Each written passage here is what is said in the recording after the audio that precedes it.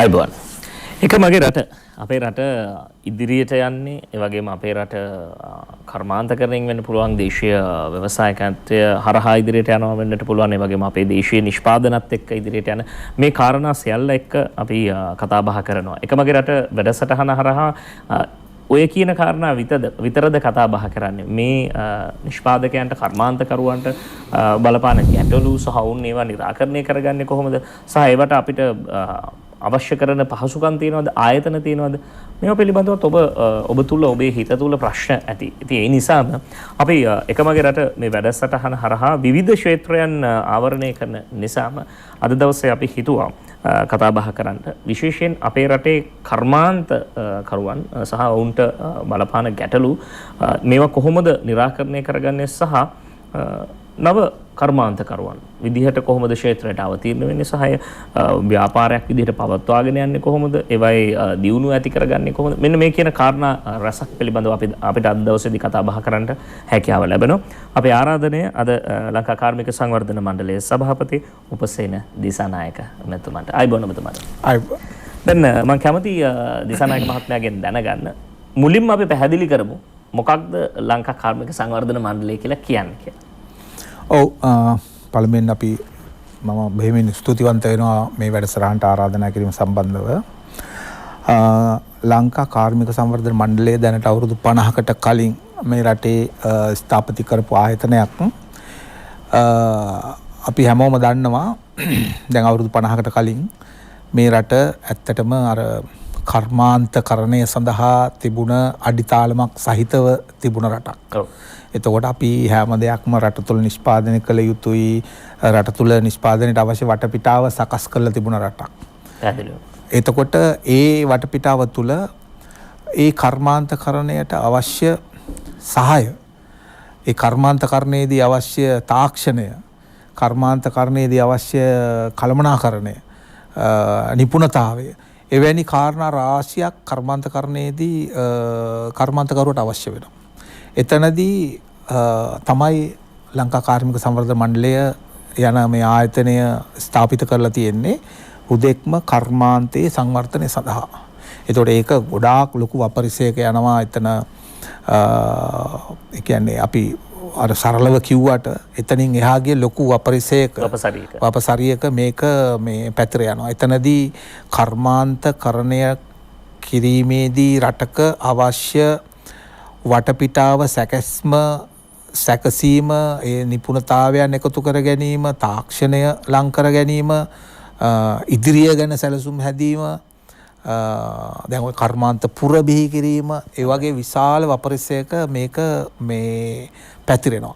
ඉතින් ওই අවශ්‍යතාවය මත තමයි ලංකා කාර්මික සංවර්ධන මණ්ඩලය අවුරුදු 50කට කලින් ස්ථාපිත කරලා තියෙන්නේ. එතකොට ඒක ඇත්තටම ඒකේ ප්‍රයෝජනය ඒකෙන් රටට ලැබිය යුතු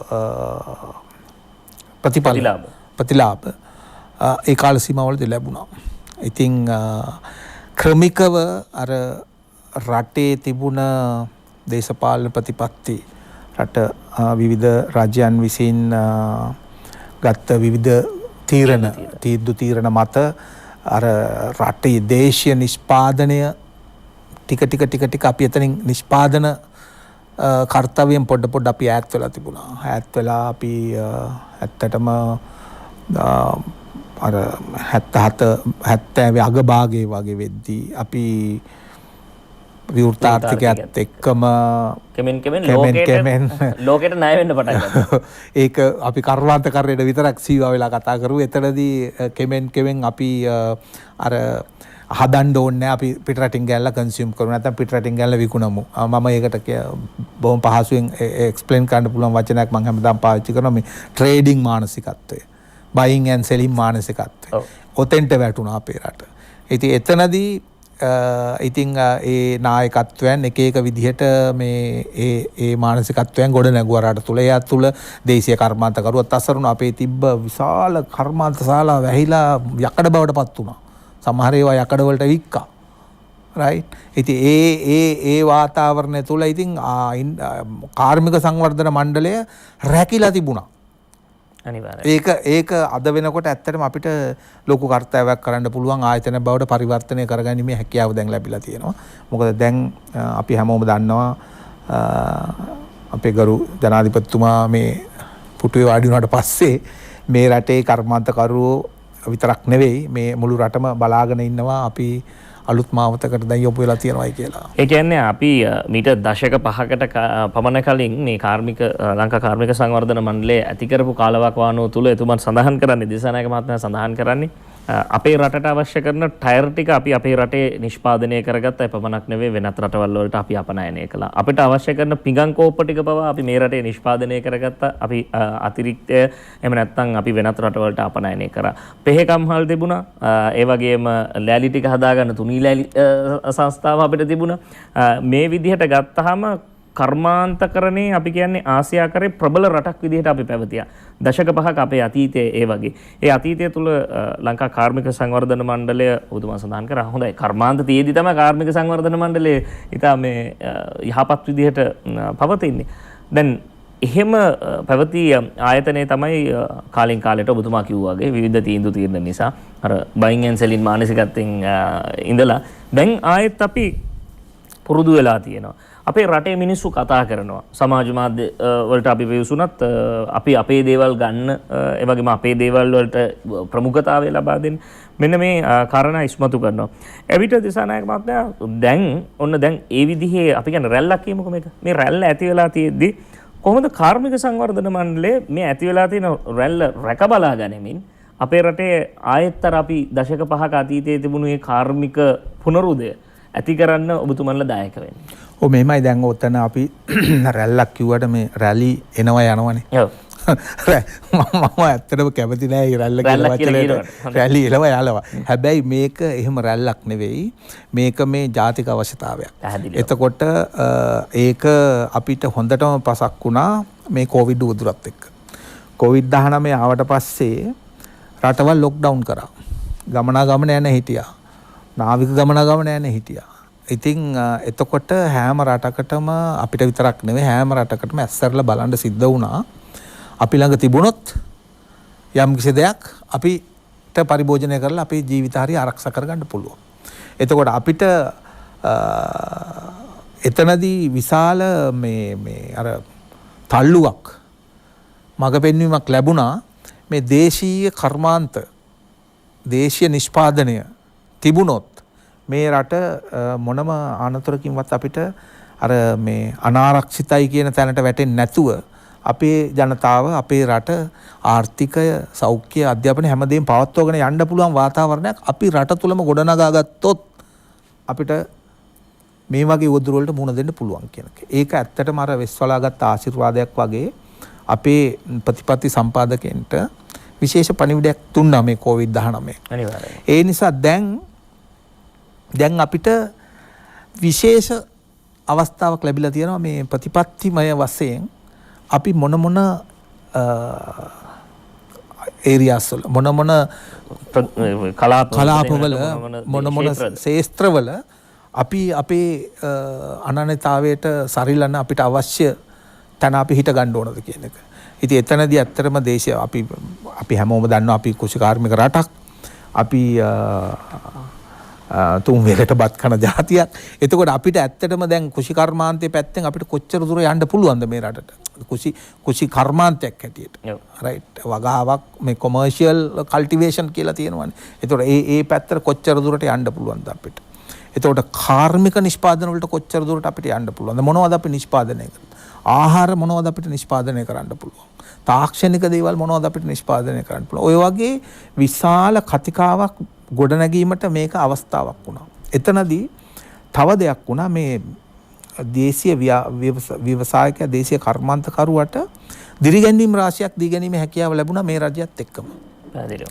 දැන් ඔබතුමාට මතක ඇති පසුගිය මේ පැවති රජය මේ රජයට කලින් පැවති රජයෙන් විශාල බදු ප්‍රමාණයක් මේ සුළු ව්‍යාපාරිකයන් මත පවා දාලා තිබුණා. විශේෂයෙන් වැට් වගේ දේවල්.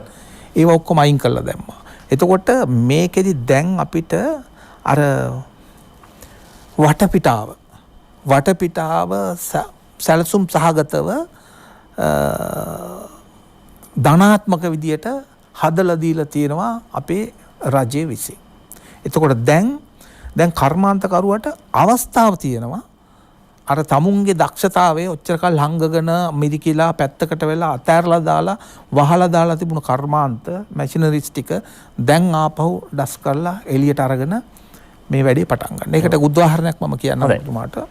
දැන් කඩදාසි සංස්ථාව ආලච්චියේ අපේ කර්මාන්ත සංවර්ධන ඇමති විමල් වීරවංශ මැතිතුමා මේ අමාත්‍යාංශය බාරගත්තට පස්සේ ඇත්තටම එතුමා පුද්ගලිකව මේකට කොච්චර මහන්සි වුණාද කියන එක මම දන්නවා. මේක යකඩ වලට විකුණන්න දාලා තිබුණේ. ටෙන්ඩර් කැඳවලක් තිබුණේ. මේක යකඩ වලට විකුණන්න දාලා තිබුණේ. ඉතින් අද වෙනකොට ඒකේ නිෂ්පාදන කටයුතු ආරම්භ කරලා තියෙනවා. මේ විශාල මුදල් වැය කරලා නෙවෙයි. මේ රටේ ඉංජිනේරුවරු අපිට උදව් කරන්න පුළුවන් පිට රටවල ඉන්න ඉංජිනේරුවරු ඒ විශාල පිරිසක සහයෝගයෙන් එතුමා මේ වැඩේ දැන් ආරම්භ කරා. මගේ හිතේ මේ තව නොබෝ දිනකින් ඒ නිෂ්පාදන මේ වෙළඳපොළට එනවා. ඉතින් ඒ නිසා මේක මේ අර අපිට කරන්න බෑ අපි කරන්න බෑට වඩා අපි කරන්න ඕනේ නැහැ. ඊට වඩා පහසුවෙන් අපිට මේවා කරගන්න මාර්ග තියෙනවා කියලා හිතපු අයට අර COVID-19 දුන්න පණිවිඩයත් එක්ක අර අපිට කරන්න පුළුවන් අපි කළ යුතුයි කියන එක උඩට ආවා. දැන් අපි එතන ඉන්නේ. එතකොට ඒකට තමයි දැන් මේ ප්‍රතිපත්ති හැමදේම සම්පාදනය වීගෙන එන්නේ. ඉතින් කාර්මික සංවර්ධන මණ්ඩලය එතනදී ප්‍රමුඛ කාර්යයක් කර්මාන්තකරුවා වෙනුවෙන් කළ යුතුයි. ඒ සඳහා අපේ වෙනස්කම් ඇති විය යුතුයි. මොකද මේ ආයතනත් ඔක්කොම මේ නිද්‍රෝපගත කරලා දාලා තිබ්බ ආයතන ඇත්ත කතාව ඒකයි. එතකොට මේ වගේ අවශ්‍ය ස්කිල්ස් අද තියෙන කර්මාන්තකරුවට අවශ්‍ය ප්‍රමාණයට අප්ග්‍රේඩ් වෙලා නැහැ. ඒවා අපි අප්ග්‍රේඩ් කරන්න ඕන. යාවත්කාලින කරන්න ඕන. එතකොට මැෂිනරි ඒගොල්ලට අවශ්‍ය තාක්ෂණය ඒවා පිළිබඳ පුහුණු ඒ වගේ දේවල් යාවත්කාලින කරන්න ඕන. ඉතින් ඕවා ගොඩාක් දේවල් අපිට කරන්න තව ඉස්සරහට තියෙනවා. නමුත් අපි මේක පටන් ගත්තා. අපි මේක ආරම්භ කරලා තියෙන්නේ. දැන් උදාහරණයකට ගරු විමල් වීරවංශ ඇමතුමා මේ අමාත්‍යාංශය බාරගත්තට පස්සේ මගේ හිතේ ඉතිහාසයේ පළවෙනි වතාවට කර්මාන්තකරුවට ඇමතිතුමා හම්බෙන්න දවසක් දුන්නා. දැන් සාමාන්‍ය ඇමතිවරු මේ දින දෙන්නේ මේ ආසනේ කට්ටියට හම්බෙන්නනේ. සාමාන්‍යයෙන්ම තමයි මහජන දිනේ තමයි දෙන්නේ. නමුත් මේ ඇමතිතුමා කර්මාන්තකරුවට දිනයක් දුන්නා. හැම සඳුදාම කර්මාන්තකරුවෙකුට ඕන කෙනෙකුට ඇවිල්ලා ඇමතුමා හම්බෙලා තමුන්ගේ ගැටලුව निराකරණය කරගන්න අවශ්‍ය සහයෝගය ගන්න තමුන්ගේ කරුණු ඉදිරිපත් කරන්න අවස්ථාව දුන්නා. ඉතින් ඒකෙන්ම ගොඩාක් අර අපේ කර්මාන්තකරුවට ලොකු විශ්වාසයක් ඇති වුණා.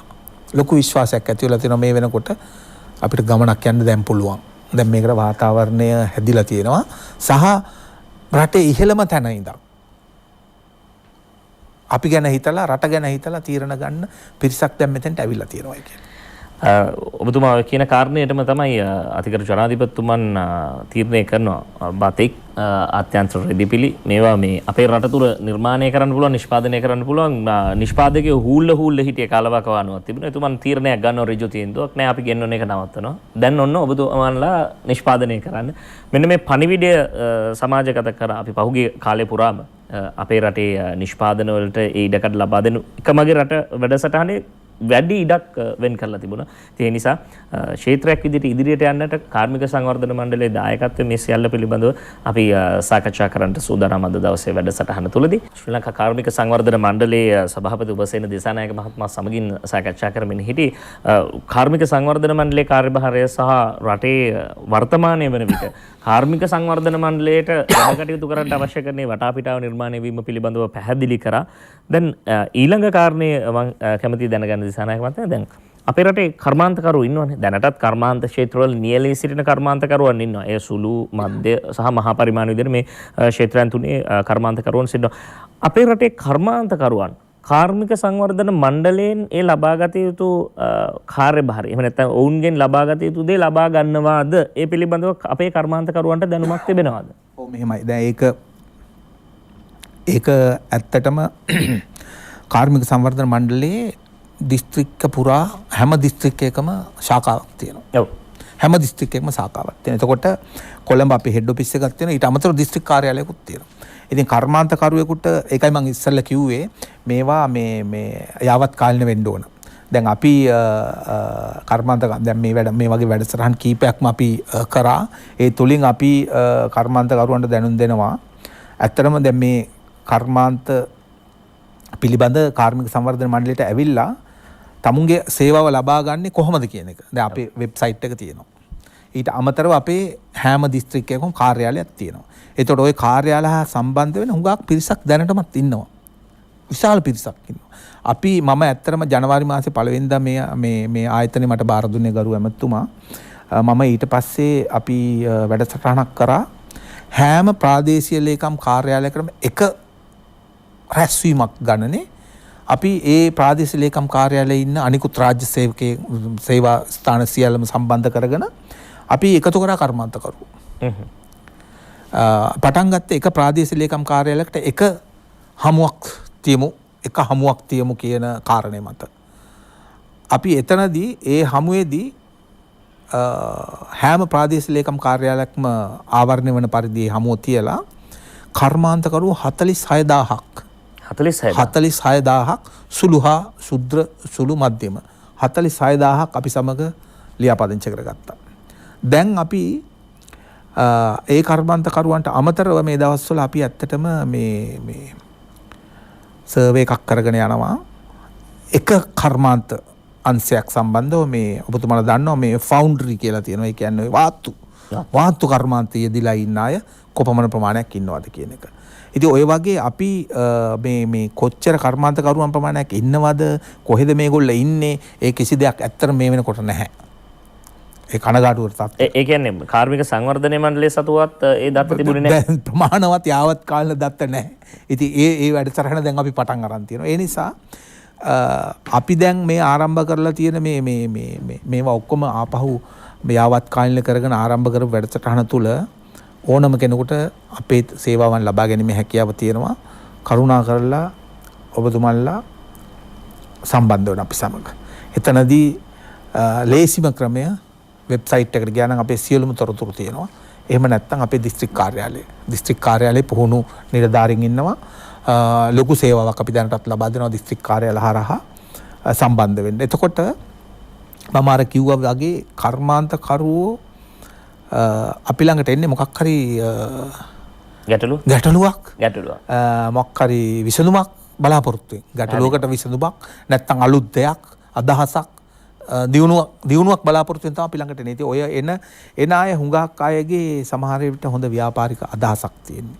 නැත්තම් එයාගේ ව්‍යාපාරය පුළුල් කරගැනීමේ අදහසක් තියෙන්නේ. නැත්තම් ව්‍යාපාරේ කඩන් වැටිලා මේ ව්‍යාපාරේ නැවත ගොඩනගාගෙන ඉන්නේ. ඉතින් ඔය කාරණා තුනටම ඇත්ත වශයෙන්ම අපි ළඟ තියෙනවා උත්තර. විසඳුම් තියෙනවා. එතකොට ඒ විසඳුම අර දැන් මම උදේ ගියා මේ නිලධාරිය හම්බ වුණා මගේ වැඩේ උන්නේ නැහැ කියන තැන නෙවෙයි මම කියන්නේ. සමහර අයගේ විසඳුම් මාස 3-4 යන්න පුළුවන්. සමහර අයට සමහර විට අපි කට්ටිය එකතු වෙලා පුහුණුවක් කරලා එයාගේ තියෙන අඩුපාඩු ටික බලලා එයාට සති 2-3කින් යාවත් කාලින කරලා ගන්න පුළුවන් වෙයි. හැබැයි ඒ පුද්ගලයාගේ තියෙන කර්මාන්තයේ තියෙන ගැටලුව අනුව විසඳුම් දීමේ හැකියාව දැන් කර්මාන්ත සංවර්ධන මණ්ඩලයේ අත් කරගෙන තියෙනවා. එතනදී මම පැහැදිලිවම කියන්න ඕන එකම එක කාරණයක් මේ හුඟා කර්මාන්තකරුවෝ දේශීය කර්මාන්තකරුවා විශාල වශයෙන් ගැටලු සහගත තත්ත්වයකට පත් වෙලා තියෙන්නේ හුඟක් විට මේ කාරක ප්‍රාග්ධනය කියන තැන. පැහැදිලිව. බිස්නස් එක හොඳයි. ලාභ තියෙනවා. විකුණ ගන්නත් පුළුවන්. හැබැයි මේ කාරක ප්‍රාග්ධනය ගැන ලොකු වැටහීමකුත් නැහැ. සහ මොනම විවිධ හේතු නිසා කාරක ප්‍රාග්ධනයේ හිර වෙන අවස්ථා තමයි බහුල. ගැටලු ඒ කියන්නේ ඔබ කියන කාරණේදී තමයි අපි කියන්නේ සමහරලාට අර බිස්නස් එකක් අතහැරලා දාන්න හිතෙන්නේ. මේ ඔක්කොමත් හොඳයි මේක විකුණ ගන්නත් පුළුවන් මිනිස්සුන්ගේ ඉල්ලුමකුත් තියෙනවා. නමුත් කාරක ප්‍රාග්ධනයක් නැහැ. ඒවා ගන්න ගියාට පස්සෙත් ගැටලු ගණනාවක් තියෙනවා. අපිට මේ කාරණාව ටිකක් වැඩිපුර පැහැදිලි කරන්න වේවි. ඔබතුමා ඒ පිළිබඳව අපි පූර්ව සාකච්ඡාවේදී සඳහන් කළා කොහොමද කාර්මික සංවර්ධන මණ්ඩලය දැන් මැදිහත් වෙලා තියෙන්නේ කර්මාන්තකරුවන්ට ඒ කියන ගැටලු විසඳා දෙන්න. හරියට බැලුවොත් අර කර්මාන්තයේ තියෙන ලෙඩවලට බෙහෙත් දෙන පොඩි නෙමෙයි බෙහෙත් දෙන මේ ස්පිරිතාලේ වගේ තමයි කාර්මික සංවර්ධන මණ්ඩලය. මේ ගැන හොඳ අවබෝධයක් ඔබ ලබා ගන්න. ඔබ කර්මාන්තකරුවෙක් නම් අද වැඩසටහනේ මේ ලබා දෙන කරුණු එහෙම නැත්නම් අපි මේ සඳහන් කරන කරුණු සියල්ල ඔබට ඔබේ කර්මාන්තය වැඩි දියුණු කරගන්න. ඔබ සුළු පරිමාණ කර්මාන්තයක ඉන්නවනම් ඔබ කොහොමද මධ්‍ය පරිමාණ කර්මාන්ත ක්ෂේත්‍රයට අවතීර්ණ වෙන්නේ? ඔබ මධ්‍ය පරිමාණ ක්ෂේත්‍රයේ ඉන්නවනම් ඔබ කොහොමද මහ පරිමාණ ක්ෂේත්‍රයට අවතීර්ණ වෙන්නේ? දේශීය වෙළඳපොලේ පමණක් ඉන්න ඔබ කොහොමද විදේශීය වෙළඳපොළ දක්වා තමන්ගේ කර්මාන්තකරණයේ වැඩි දියුණු කරගන්නේ? මේ කියන කාරණා සියල්ලම අපට උපසේන දිසානායක මහත්මයා සමගින් පැහැදිලි කරගන්නට හැකියාව තිබෙනවා. ඉතින් අපි සූදානම් වෙනවා ඊළඟ අධීරයේදී විරාමෙන් අනතුරුව ඊළඟ අධීරයේදී එතුමන් සමගින් මේ පිළිබඳව සාකච්ඡා කරන්න. විශේෂයෙන් අර මූල්‍ය ගැටලු වලට විසඳුම් ලබා දෙන්න එතුමන්ලා යෝජනා කරලා තියෙන එහෙම නැත්නම් එතුමන්ලා ක්‍රියාත්මක කරන වැඩපිළිවෙල පිළිබඳව අපි සඳහන් කරන්න සූදානම් වෙන්නේ ඉන්නවා. කාර්මික සංවර්ධන මණ්ඩලයේ සභාපති උපසේන දිසානායක මහත්මයා සමගින් අපි සාකච්ඡා කරමින් ඉන්නේ. එමනම් පෑන් පෑ ප්‍රවෘත්ති ප්‍රකාශය සඳහා කෙටි විරාමයක් ලබා ගන්නයි අපි සූදානම් වෙන්නේ. විරාමෙන් අනතුරුව යලිත් එක මගේ රට වැඩසටහන සමගින් අපි මුණ ගැහෙනවා. ඔබ යලිත් එක මගේ රට වැඩසටහන සමගින් අපි ලංකා කාර්මික සංවර්ධන මණ්ඩලයේ සභාපති උපසේන දිසානායක මහත්මයා සමගින් විරාමයට කලින් කතා බහ කරා අපේ රටේ කාර්මික සංවර්ධන මණ්ඩලයේ කාර්යභාරය ඒ වගේම මූලික වශයෙන් මොන වගේ කටයුතු දැන් වෙනස් වෙලා කියන්නේ මෙතුමන් සභාපති ධූරය බාරගත්තට පස්සේ අවශ්‍ය කරන තැන්වලට ඒ අවශ්‍ය විසඳුම් ලබා දෙමින් වෙනස් වීම සහ යාවත්කාලින කිරීම සිදු වුණේ කොහොමද කියලා ඒත් එක්කම වැදගත් තැනකින් තමයි දිසානායක මහත්මයා අපි සාකච්ඡාව මේ විරාමයකට ගියේ. දැන් මේ කර්මාන්තකරුවන් මුහුණ දෙන ගැටලුව තමයි මේ ප්‍රාග්ධන ගැටලුව. දැන් ඔබතුමන්ලා ඒ සම්බන්ධයෙන්ුත් මැදිහත් වෙන. දැන් ඔන්න ඔහොම කියපු ගමන් හරි. කාර්මික සංවර්ධන මණ්ඩලය අන්න ණය දෙන්න ලෑස්ති. අපි යන්න ඕනේ ණයක් ගන්න මේ ආයුධම් පත්‍ර මේ අරගන්න. කොහොමද මේ කාර්යභාරය සිද්ධ වෙන්නේ? මොකක්ද ඔබතුමන්ලාගේ මැදිහත් වීම? ඔව් මෙතනදී ඇත්තටම මේ අපි අර මම පටන් ගද්දි ඒවල කිව්වා වගේ නවත්ත වෙලාවේදී දැන් මේ කර්මාන්තකරුවාගේ ගැටලු අපි මෙහෙමනේ දැන් අපිට ලෙඩක් හැදුනාම මුළු ඇඟම ලෙඩ වෙන්නේ නැහනේ. ඔව්. මොකක් හරි එක තැනක ලෙඩක් තමයි මේ මුළු ඇඟම ලෙඩ වෙලා වගේ පේන්නේ.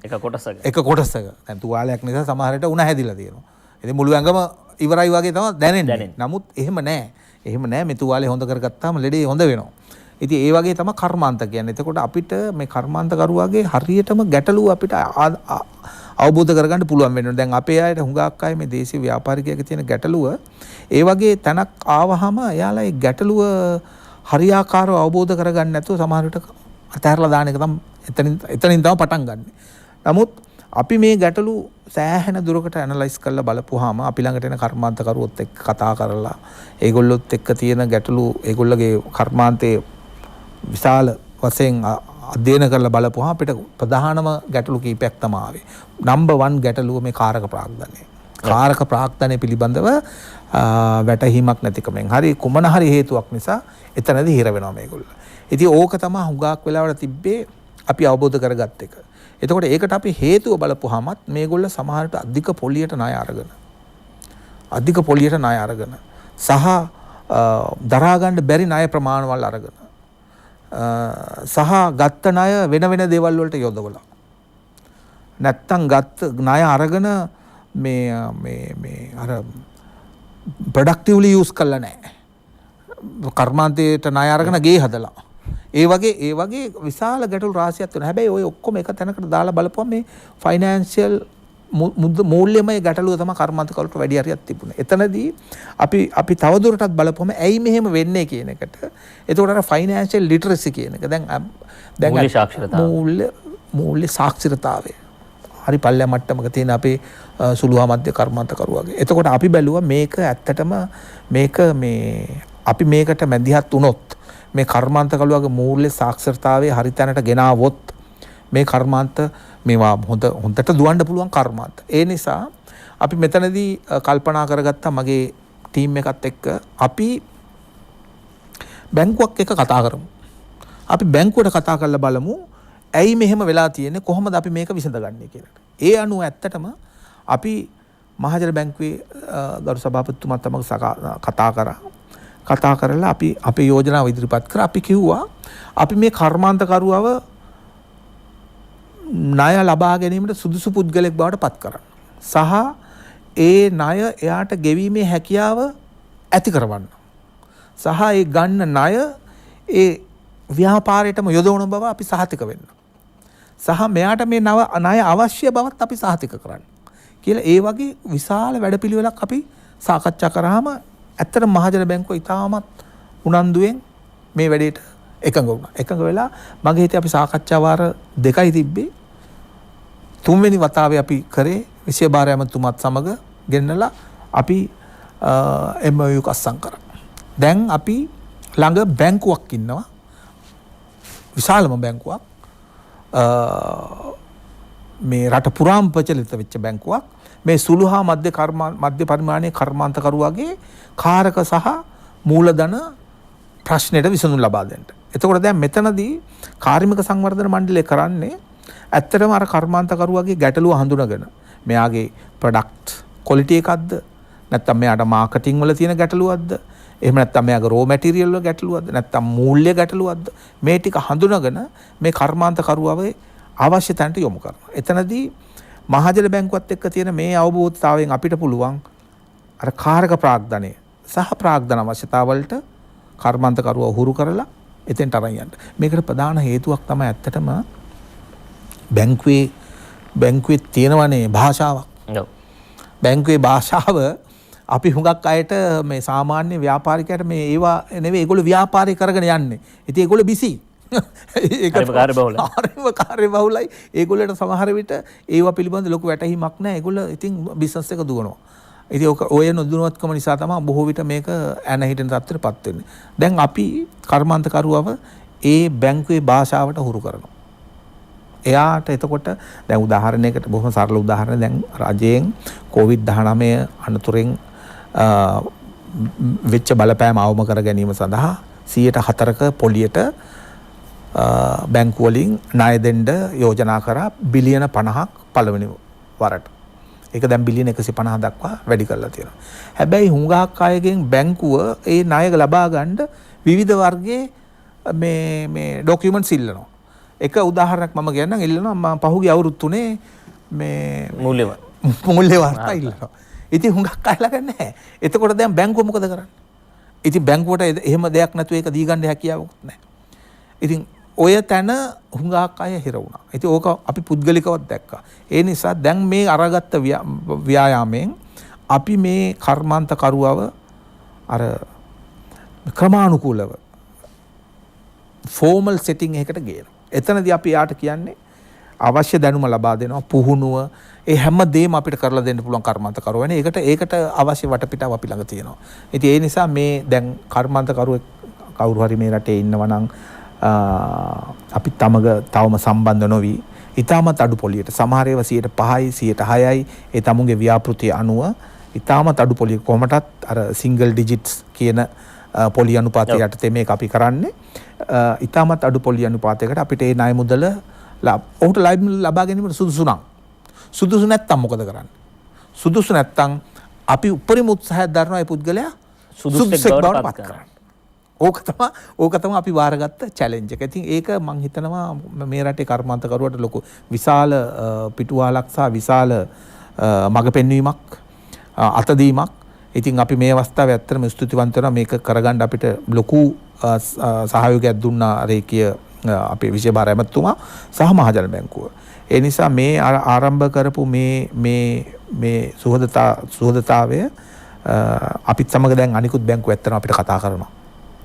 අපිත් ඔබතුමාලා සමග එකතු වෙන්න කැමතියි කියලා. ඔබතුමාලා ඒක අපි විශ්වාස කරනවා අපේ රටේ කර්මාන්ත ක්ෂේත්‍රයේ ප්‍රායෝගික තත්ත්වයට දැන් කර්මාන්ත කරුවාට එහෙම නැත්නම් මේ කාර්මික ක්ෂේත්‍රයේ නියැලෙන්නාට තියෙන ගැටලුව. දැන් ඔබතුමාලා ගැටලුව ටික හඳුනගෙන තියෙනවා. ඒ කියන්නේ තියෙන්නේ මාකටිං එහෙම නැත්නම් මේ අලෙවිකරණය පිළිබඳ ප්‍රශ්නයක්. නැත්නම් අමුද්‍රව්‍ය වල ප්‍රශ්නයක්. මෙන්න මේ තමයි ප්‍රායෝගික තලයේ වැඩසටහන. අපි විශ්වාස කරනවා අපේ රට බලාපොරොත්තු වෙන ඒ වගේම අනාගතයේ මේ රටේ උපදින්න ඉන්න දරුවන්ට අවශ්‍ය කරන හොඳ ආර්ථික වටපිටාවක් නිර්මාණය කරන කාර්මික වපසරිය ඔබතුමන්ලා නිර්මාණය කරන්නට දායකත්වය ලබා දෙනවා කියලා මේ කාරණාවත් එක්ක ඊළඟට දිසානායක මහත්මයා කෙනෙක්ට හිතන්න පුළුවන් හරි දැන්ට තියෙන කර්මාන්ත වලට විතරද එහෙම නැත්නම් කර්මාන්තයක් අපි ආරම්භ කරන්න ඉන්නවා මං ගාවේ අදහසක් තියෙනවා සහ මට පුළුවන් හැකියාව තියෙනවා කියලා මම විශ්වාස කරනවා දැන් එවැනි කෙනෙකුට ඔබතුමන්ලාට මේ වැඩපිළිවෙල යටතේ සහයෝගය ලබා දෙන්න පුළුවන්ද? ඒ වගේම එවැනි කෙනෙකුටත් උපදෙස් අවශ්‍යයි. මොකද අලුතෙන් ව්‍යාපාරයකට අවතීර්ණ වෙන්නෙක්ට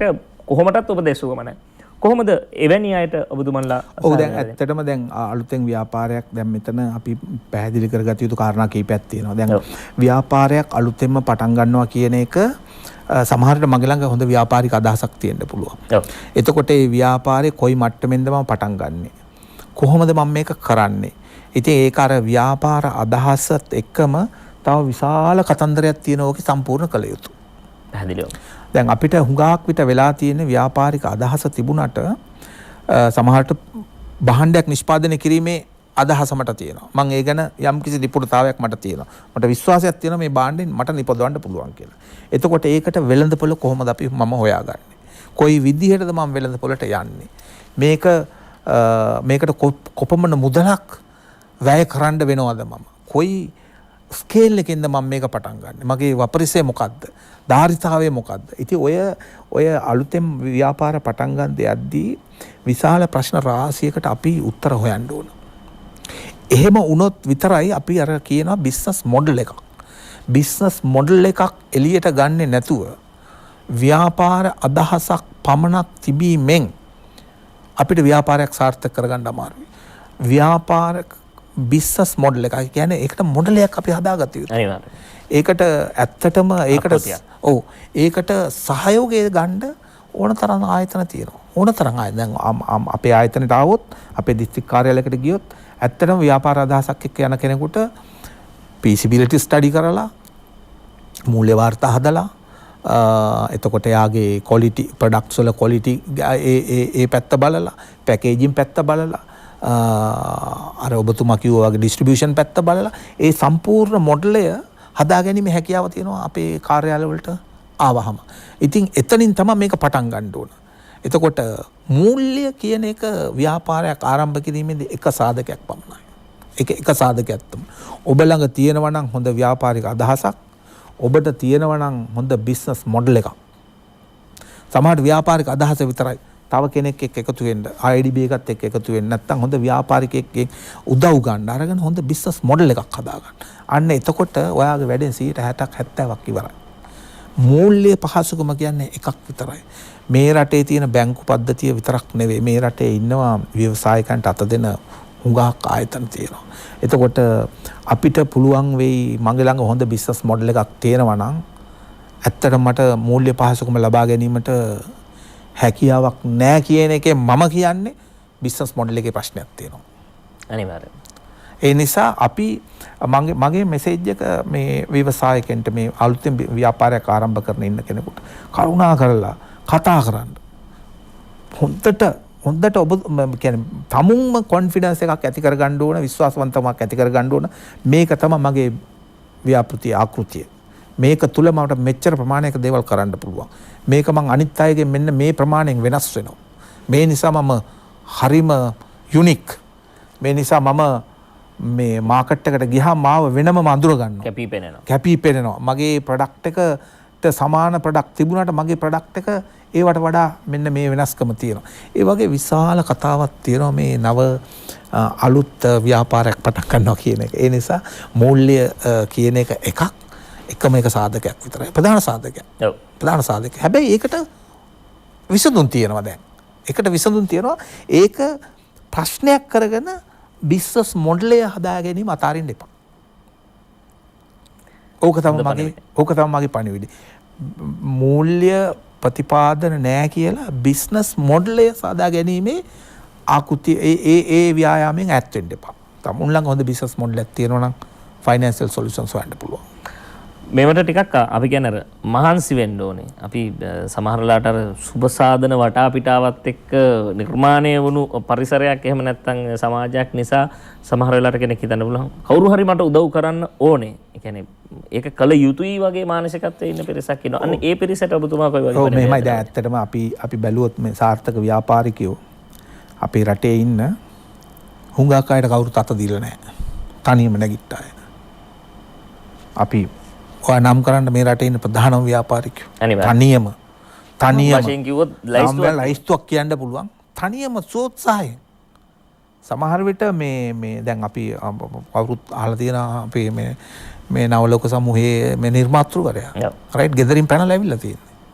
හැබැයි ඒ වටපිටාවයි අද වටපිටාවයි දෙකක් කියලා කෙනෙකුට කියන්න පුළුවන්. ඇත්ත අද වටපිටාව වෙනස්. අද මේ වෙළඳපොළ වෙනස්. අවස්ථාවන් හරි තරඟකාරී. ඉතින් ඒකට ගැලපෙන්න තමයි අපේ අධ්‍යාපන රටාවල්, අපේ මිනිස්සුන්ගේ නිපුණතාවයල්, ඒ වගේ හැම දෙයක්ම ඒකට ගැලපීමක් ඇති කරගත යුතුයි. ඒ අනුව මම කියන්නේ දැන් කෙනෙකුට අපි උදව් කර යුතුයි. ව්‍යාපෘතියක් අලුතෙන් ආරම්භ කරනකොට අනිවාර්යෙන් අපි උදව් කළ යුතුයි. එතනදී ඇත්තටම දැන් අපි මෙහෙමනේ ව්‍යාපාරිකයෝ කියන්නේ මේ අභියෝග බාර ගන්න මිනිස්සු. ව්‍යාපාරිකයා කියන්නේ ඇත්තටම මේ අභියෝගයකට මුහුණ දීලා තමුන්ගේ අරමුණට යන්න පුළුවන් මේ හැකියාවක් සහ ඒ ධෛර්යය තියෙන මිනිස්සු. ඒ ධෛර්යය තියෙන මිනිස්සු. අපි කියන ලොකු අවධානම් ගන්න මිනිස්සු තමයි ව්‍යාපාරිකයෝ. ඒගොල්ලෝ ගන්න තීරණ සමහර විට අපි එළියෙන් ඉඳන් බලන් ඉන්න සාමාන්‍ය කෙනෙකුට මොනවද මේ මනුස්සයා කරන්නේ කියලා. නමුත් එහෙම තමයි මේ ව්‍යාපාරිකයෝ දිනු වෙන්නේ. ඒ නිසා මේ අලුතෙන් ව්‍යාපාරයක් ආරම්භ කරන අයට අනිවාර්යෙන් සහයෝගය අවශ්‍යයි. ඒගොල්ලොට ඒ කියන්නේ සම්පූර්ණ පැකේජ් එකම දැන් තියෙනවානේ. ඒ කියන්නේ බිස්නස් අයිඩියා එකක් තියෙනවා නම් ඒක බිස්නස් මොඩල් එකට හරව ගන්න පුළුවන්. එතකොට ෆයිනෑන්ස් නම් ප්‍රශ්නේ මේ බැංකු හරහා අපිට වරන් දෙන්න පුළුවන්. එතකොට තව දෙයක් මෙතනදී මට ඔබතුමාට කියන්න හොඳ සුභාරංචියක් තියෙන අතර මේක මේ විශේෂ බාර අමාත්‍යවරයා මේ ළඟදී ප්‍රකාශයක් කරා රජය මගින් ඉදිරියේදී මේ කර්මාන්ත සඳහාම වෙන් වුණ බැංකුවක් ඇති කරන්න යනවා කියන එක. කර්මාන්ත සඳහාම. ඒක ඉතාමත් හොඳ මම හිතේ අපිට දියුණු සංකල්පයක් සහ අපිට අහන්න ලැබිච්ච හොඳම ප්‍රවෘත්තියක්. මොකද කර්මාන්තකරුවන් වෙනුවෙන් අපි පෙනී හිටින්නේ. ඒ නිසා ඉදිරියේදී මේ වටපිටාව අපිට මේ රටේ දේශීය කර්මාන්තකරුවට තමුන්ගේ කර්මාන්තය නිදහසේ කරගෙන යන්න පුළුවන් වටපිටාවක් ඇත්තටම ගොඩ නැගෙනවා. දැන්ටත් ගොඩ නැගිලා තියෙන්නේ. ඒ නිසා මේ අවස්ථාව ප්‍රයෝජනෙට ගන්න හැමෝම උත්සුක වෙන්න ඕන. දැන් අර වාලච්චේනේ කඩදාසි කර්මාන්තශාලාවේ තිබ්බ කැලෑ වෙලි කරලා යකඩ ටික සුද්ධ කරලා තෙල් දාලා මේ විදුලි බලය අරගෙන ඒකෙන් අර නිෂ්පාදනය පටන් ගත්තා වගේ දැන් ඔය අස්තට මුල්ලට වෙලා ඉන්න කර්මාන්තකරුවා දැන් වැඩ පටන් ගන්න කාලේ හරි එළියට එන්න ඕන. දැන් උදාහරණයකට දැන් මේ රටේ ප්‍රශ්නයක් තිබුණා මේ අබලි ලෝහ ද්‍රව්‍ය පිටරටට යනවා. දැන් ওই ප්‍රශ්නේ අවුරුදු 20ක් තිස්සේ මේ රටේ තිබුණා. ඉතින් මේ ගරු ඇමතුමා තීරණයක් ගත්තා නෑ අපි ද්‍රව්‍ය අපි පිටරට අරින්නේ නැහැ. දැන් අද වෙනකොට කර්මාන්තකරු රාශියක් ඉතාමත් උනන්දුවෙන් අපිත් සමග සම්බන්ධ වෙලා වැඩ කටයුතු කරගෙන යනවා. මේ ඒ හා සම්බන්ධ කර්මාන්ත ආරම්භ කිරීමේ අවස්ථාවල් තියෙනවද කොහොමද මේක කරන්නේ කියන එක දැන් විශාල වැඩපිළිවෙලක් කරා යනවා. ඒ කියන්නේ පහුගිය කාලවකවානුවල කාර්මික සංවර්ධන මණ්ඩලය එවැනි අබිලි ද්‍රව්‍ය ලබා දීලා තිබුණෙත් වෙනත් අරමුණු සඳහන්. ඔව් ඒක ඇත්තටම ඒක වෙනම කතාවක්. ඒක ගැන ඒක හරිම කනගාටුදායක කතාවක්. ඒ ආයතනික මට්ටමින් අපිට ඒකෙදී ලොකු කළු පැල්ලමක් එකතු වුණා. නමුත් ඒක ආයතනයේ වැඩක් නෙවෙයි ඇත්තටම. ඒක ඒ නිලතලවල හිටිය ඒ තීරණ ගන්න ඒ පාලන අධිකාරිවල වැඩක්. ඒ නිසා ආයතනය ඇත්ත වශයෙන්ම අර ප්‍රමුඛ කාර්ය එයාගේ ඒ ආයතනයෙන් ඊට යුතු කාර්ය පිළිබඳ ફોකස් එක දැන් ඉන්නේ. ඒ නිසා ඒ පිළිබඳව ඇත්තටම අපි මුළු රටම දන්නවා. ආයතනයේට කිසිම හානියක් ඒ තුලින් නොපැමිණිය යුතුයි කියන තැනයි මම ඉන්නේ. හොඳයි. දැන් මේ සියල්ල එක්ක අපිට පැහැදිලි චිත්‍රයක් ලැබෙනවා අපේ රටේ කර්මාන්තකරණය යලිත් වතාවක් කර දශක 5කට එහා තිබුණු අතීතයේ ස්ථානයට ගමන් කරන්න පුළුවන් සහ ඒ වෙනුවෙන් යම් වැඩපිළිවෙලක් ක්‍රියාත්මක වෙනවා කියලා. අනෙක් කාරණේ දැන් ඔබතුමාගෙන් මෙයත් පැහැදිලි කරගත යුතුයි. දැන් කෙනෙක්ට එකවරම හිතෙනවා මේ කර්මාන්තයක් කරනවා කියව ගමන් හරි දැන් මේ දේශීය නිෂ්පාදන දේශීය දේවල් දැන් මේ අපේ රටේ හැමදේම සමහර වෙලාවට අපිට අවශ්‍ය කරන යමක් නිර්මාණය කරගන්න යන්ත්‍රයක් වෙන්න පුළුවන්. අපි කියමු උදාහරණයක් විදිහට රථවාහන අපේ රට තුල එකලස් කරනවා නම් අපිට මීට වඩා අඩු මුදලකට රථවාහනයක් මිලදී ගැනීමේ හැකියාව තිබෙනවා. දැන්ටත් ආයතන කිහිපයක් ඒ වෙනුවෙන් ක්‍රියාත්මක වෙනවා. මෙන්න මේ වගේ මේ එකලස් කිරීම. එහෙම නැත්නම් යම්කිසි නිෂ්පාදනයකට අපේ රට තුල තවත් අගේ දාමේ එකතු කර එය වෙළඳපොළට මුදා හැරීම. මෙන්න මේ ක්ෂේත්‍රය පිළිබඳව අපේ රටේ කර්මාන්තකරුවන්ට සහ කර්මාන්ත ක්ෂේත්‍රයේ නියැලෙන්නන්ට අවබෝධයක් තිබෙනවද සහ උනන්දුවක් තිබෙනවද? අපි කියන්නේ මේ ඇසෙම්බලින්. ඔව් ඇත්තටම දැන් මෙහෙමයි දැන් අපිට ලොකු අවස්ථාවකුත් තියෙනවා. මොකද අපි දැන් අලුතෙන් පටන් ගන්නවා වගේනේ. ඔව්. එතකොට අපි අලුතෙන් පටන් ගද්දී අපිට තියෙන මේ නවීනතම දේවල් එක යන්න පුළුවන්. ඉතින් දැන් ඇත්තටම දැන් ලෝකේ අලුතෙන් දේවල් හොයාගෙන ඒවා ස්ටැබ්ලිෂ් කරලා ඒ වගේ ලොකු නිෂ්පාදන ඇවිල්ලා තියෙනවා. දැන් අපිට සමහර දේවල් ඔබතුමා ඔය කියන දේවල් ඉතා සරලව කරන්න පුළුවන් දේවල්. දැන් මම හම්බ වුණා මේ ගිය සතියේ මේ වායු සමීකරණ යන්ත්‍ර. වායු සමීකරණ යන්ත්‍ර වල තියෙන එක අමාරුම කොටස මේ හදන එක කර්මාන්තකරුවෙක්. ඉතා විශාල වශයෙන් හදීමේ හැකියාව තියෙනවා. මේ වායු සමීකරණ යන්ත්‍ර වල තියෙන මේ එක කොම්පොනන්ට් එකක් එතුමා හදනවා. එයාගේ පුතත් එක්ක ඇවිල්ලා මාව හම්බ වුණා. ලංකාවේ දැන්ටත් ලංකාවේ හදනවා. ඉතින් ඒ නිසා මේ ඔය ඇසෙම්බලි කියන කොන්සෙප්ට් එක ඇත්තටම හොඳ කොන්සෙප්ට් එකක්. ඒ කියන්නේ අපිට හැමදේම හදන්න බෑ. සමහර කොම්පොනන්ට් අපි හදන්න අවශ්‍යත් නැහැ. ඒවා හදීමට වෙනම විශාල අර මේ ඉකොනොමි ඔෆ් ස්කේල් කියලා කියනවනේ අපි. ඒ කියන්නේ ආර්ථික වටිනාකම ඒගොල්ලෝ ගොඩක් හදන නිසා අර කොස්ට් එක අඩුයි. වියදම අඩුයි. ඉතින් ඒ වගේ ඒවා පාවිච්චි කරලා අපිට කළ හැකි කොටසක් තියෙනවා. ඒක අපි මෙහෙ කළ යුතුයි. එතනින් තමයි අපි ආරම්භ කරන්න ඕන.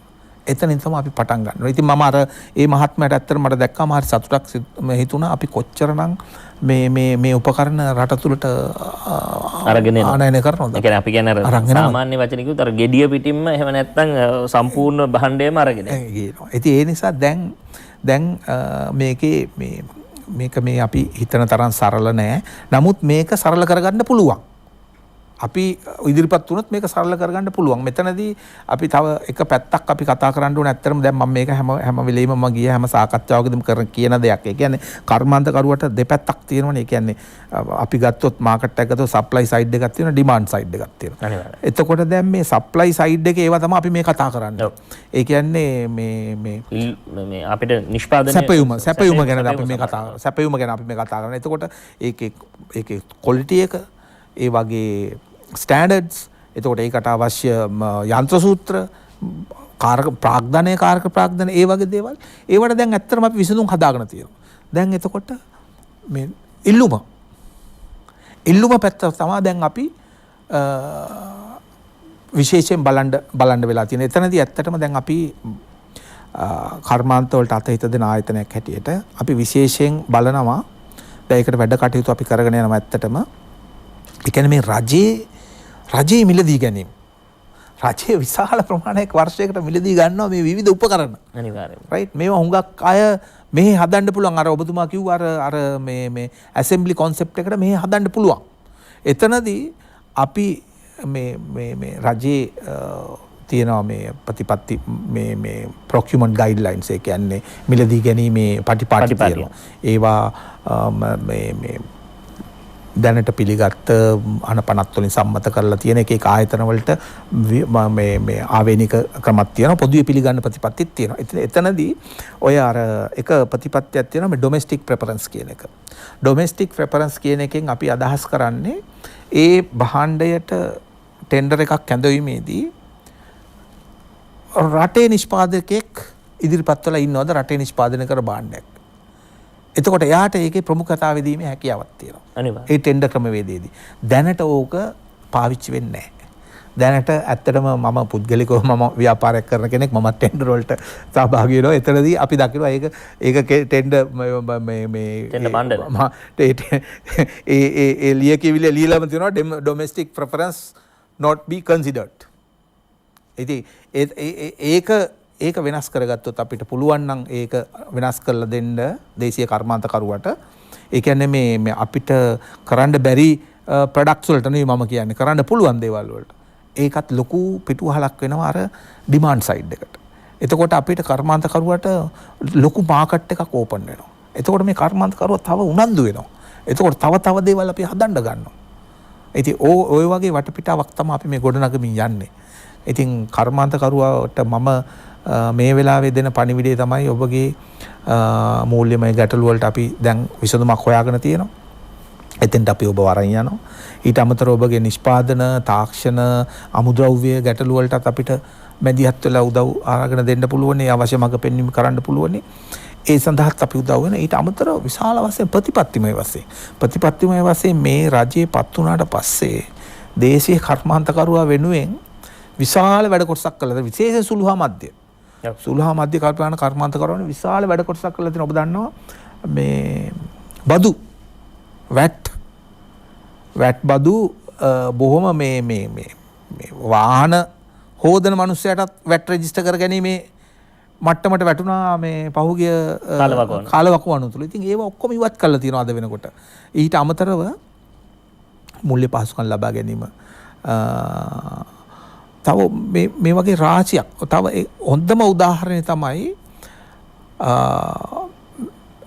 ගරු ඇමතුමා මේ විෂය බාරගත්තට පස්සේ මේ කර්මාන්තකරුවන්ට දිනයක් දුන්නා. කර්මාන්තකරුවට ඇවිල්ලා එතුමාව හම් වෙලා ගැටලු ඉදිරිපත් කරන්න. මෙතනදී අපි එතුමා දැක්කා මේ කර්මාන්ත අමාත්‍යාංශයට විතරක් මේ ගැටලු විසඳන්න බෑ. මේ ගැටලු විවිධ අමාත්‍යාංශ හරහා විසඳිය යුතුයි. එතනදී එතුමා ඉදිරිපත් වෙලා ගරු ජනාධිපතිතුමත් සාකච්ඡා කළා. අන්තර් අමාත්‍යාංශ ජනාධිපති කාර්ය සාධක බලකායක් ඇති කරා. ඒ බලකාය මගින් මේ වෙනකොට සාකච්ඡාවට දෙකක් හරහා මේ රටේ කර්මාන්තකරුවට ප්‍රතිපත්තිමය වශයෙන් තිබුණ විශාල ගැටලු රාශියක් මම හිතේ අවුරුදු 10-15 නොවිසඳිච්ච ගැටලු සාකච්ඡා දෙකකින් මේ වෙනකොට විශාල ප්‍රමාණයක් විසඳුම් ලබා දීලා තියෙනවා. අපි විශ්වාස කරනවා මේවා සාකච්ඡාවලට සීමා නොවි ප්‍රායෝගික තලයේ වැඩසටහන් බවට පරිවර්තනය වේවි සහ අපේ රටේ කර්මාන්තකරණය පිළිබඳව සුබවාදී අනාගතයක් අපිට දැක බලා ගන්නට හැකියාව ලැබෙවි කියලා. ඒ හරහා අපේ රටේ ආර්ථිකය තවදුරටත් ප්‍රසාරණය වෙලා අපි අර හැමදාම සඳහන් කරන අපේ රටෙන් ඇදිලා යන රුපියල් වෙනුවට අපේ රටට ඩොලර් ගලා එන ඒ යුගය පිළිබඳව අපි හැමදෙනාගේම බොහොම සුබවාදී සහ බොහොම ආශක්ත බලාපොරොත්තුවක් තියෙනවා. ඉතින් ඒ වෙනුවෙන් ඔබතුමන්ලා කරන කාර්යභාරය පිළිබඳව සහ ඒ සඳහා ලබා දෙන ඒ ඉඩකඩ පිළිබඳව පැහැදිලි කිරීම සම්බන්ධයෙන් බෙහෙවින් ස්තුතිවන්ත වෙනවා කාර්මික සංවර්ධන මණ්ඩලයේ සභාපති උපසේන දිසානායක මහත්මයාට. ප්‍රයෝජන ලබා ගන්න සමහරලාට කර්මාන්තකරුවන් මේ පිළිබඳව නොදන්නවා වෙන්න පුළුවන්. ඒ ප්‍රයෝජන ලබා ගන්න සහ අපේ දේ විශ්වාස කරන්න.